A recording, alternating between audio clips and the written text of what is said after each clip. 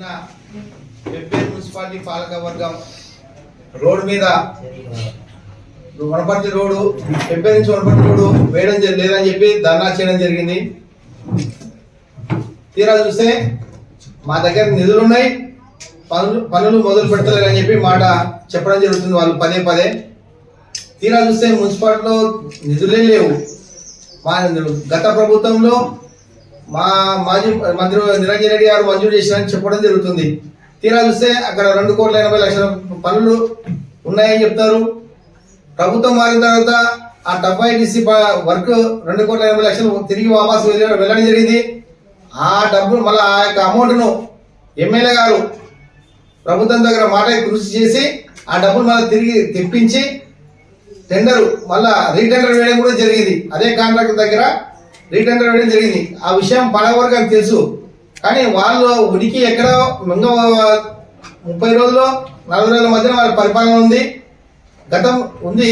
ఆ పరిపాలన వాళ్ళ ఉనికి కాపాడుకోవడానికే ఈ రోడ్డు మీద ఎక్కి ధర్నా చేయడం జరుగుతుంది. గతంలో వాళ్ళు వనపర్తి అభివృద్ధి చేయాలి, వనపర్తి రోడ్డు వెడల్పు చేయాలని చెప్పి ఇది మంచి నిర్ణయం కాదనలేం. అభివృద్ధికి మేము ఎక్కడ కాంగ్రెస్ పార్టీ అడ్డు కాదు. కానీ ఆ రోడ్డుకు ఉన్న అటు ఇటున్న ఇండ్ల బాధితులను పిలిపించి వాళ్లకు భరోసాగా ఇంద్రమ్మ డబుల్ బెడ్రూమ్ ఇండ్లు ఉన్నాయి. కొంతమందికి డబుల్ బెడ్రూమ్ ఇండ్లు అడిగినారు, వాళ్ళకి ఆ ఇంటి కేటాయించు. తర్వాత కొంతమంది ప్లాట్లు అడిగినారు. ప్లాట్లు నీవు స్థలం లేని ఏ విధంగా వాళ్ళకు ప్లాట్ ఇస్తానని భరోసా ఇచ్చినావు. కొంతమందిగా అడ్డుకుంటే కొంతమందికి ఎవరైతే నీ మాట వినలేదో, నీ మాట విన కూడా కూలగొట్టినో వాళ్ళ మీద కేసులు చేయించడం జరిగింది. ఈరోజు కోట్లసూరు తిరుగుతున్నారు వాళ్ళు. ఇప్పటికీ నేను ఒకటే అడుగుతున్నాను, మేము వెబ్బేరు సుభాష్ చౌరస్లో వనపర్తి రోడ్డు బాధితులను పిలిపించండి. మేము కొంతమంది ప్రజలు వస్తారు, వాళ్ళ మధ్య మేము కాంగ్రెస్ పార్టీ TRS పార్టీ చర్చ పెడదాం. ప్రజలు మీది తప్పంటారా మాది తప్పంటారా, ఎవరు అభివృద్ధి చేస్తున్నారు, ఎవరు జనాలను నష్టపరచాలని తెలుస్తుంది. మీరు మరీ మీ ఉనికి కాపాడడానికి రోడ్డు మీద ఎక్కడ మీకు ఇది సమంజసం కాదు. ఇది మళ్ళీ ఎమ్మెల్యే మేఘాడిని పని చేస్తలేడు, అభివృద్ధి చేస్తలేడు అని చెప్పి ఇది మరీ సిగ్గుచేటు. మీకు సిగ్గుండాలి ఆ విధంగా ఎమ్మెల్యే గారిని అనడం. ఎమ్మెల్యే గారు ఎంతో కృషి చేస్తున్నాడు. తిరిగిపోయిన అమౌంట్ను డబ్బును మళ్ళా తిరిగి ఎక్కడ నిధులు వాపసు పోకుండా, ఫండ్స్ వాపసు పోకుండా ఏదానికి అదానికి మళ్ళా తెప్పించి టెండర్ వేయడం కూడా జరుగుతుంది. ఈ రోజు ప్రస్తుతం చెప్తున్నా, మీతో నిధులు ఉన్నాయని చెప్పి అంటున్నారు. మరి ఇంతవరకు ఎలక్ట్రికల్ పోల్స్ ఎందుకు షిఫ్ట్ చేయలేదు? ఇప్పుడు ఎమ్మెల్యే గారు దాదాపు సగం డబ్బులు ఇస్తున్నాడు, ఎవరు అడగలేదు. వెబ్బేరు తొందరగా కావాలని చెప్పి ఎమ్మెల్యే గారు దాదాపు 12 లక్షలు ఎమ్మెల్యే గారు ఇస్తారు. మిగతా 12 లక్షలు మన కలెక్టర్ దగ్గర సార్ మీరు సగం ఇవ్వండి మేము సగం ఇస్తామని చెప్పి ఎమ్మెల్యే గారు దీనికి పెద్ద ఎత్తున కృషి చేస్తున్నాడు. ఈ 2-3 రోజులు అదేవిధంగా పోల్ షిఫ్ట్ కావడం జరుగుతుంది. కానీ ఎక్కడ మాత్రం మీ ఎమ్మెల్యే మేఘారిని మాత్రం విమర్శ చేయడం బాగుండదు.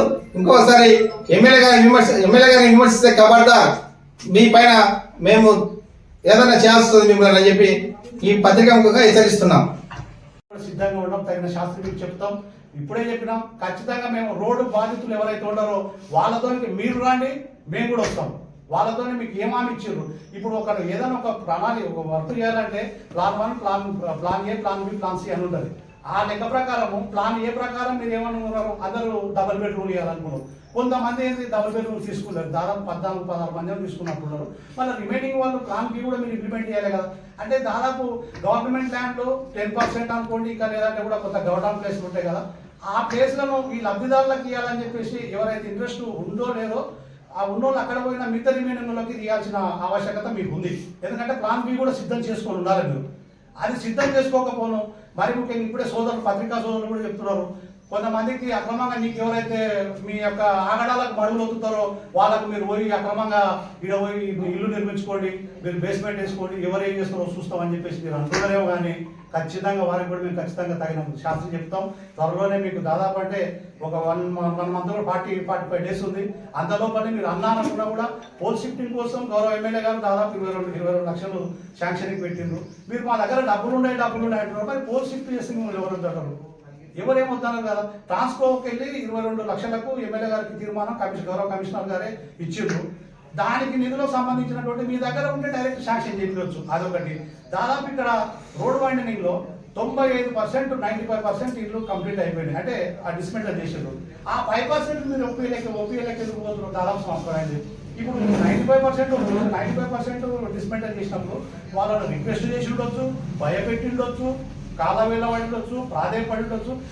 ఆ ఏదైతే వాళ్ళకి చేసిండ్రో 95% వాళ్ళకు, ఈ 5% జనాలకు కూడా మీరు చేసి ఎందుకు చేయలేకపోతున్నారు? ఇంతకు అంటే కేవలం కాంగ్రెస్ ప్రభుత్వం ఉంది, అంటే మీ యొక్క ఆలోచన ఎట్లా ఉందంటే మళ్ళీ టీఆర్ఎస్ వస్తుందేమో ఏదో ఒకటి చేద్దామని అనుకున్నారు. సంతం తెల్లగానే మాయం చేయాలన్నట్టు మీరు ఏదో ప్లాన్ చేసినారు. దాన్ని కూడా గౌరవ ఎమ్మెల్యే గారు అనుకున్నారు. ఈ రోడ్డు పైన నీళ్ళు కూడా మీరు ఎలాంటి ఎందుకు పై ఎత్తేసినా కూడా ఖచ్చితంగా మా ప్రజాప్రభుత్వమే చేస్తుంది.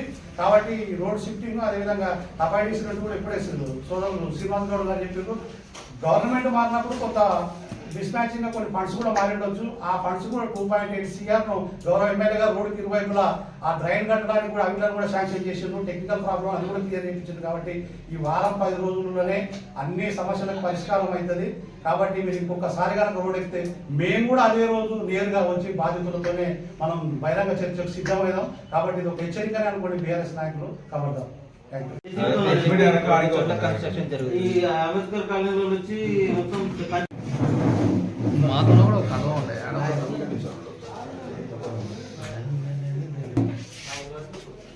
ఓ నా డైరెక్టర్ అన్నా ఆడ కూర్చో కనబడతాం.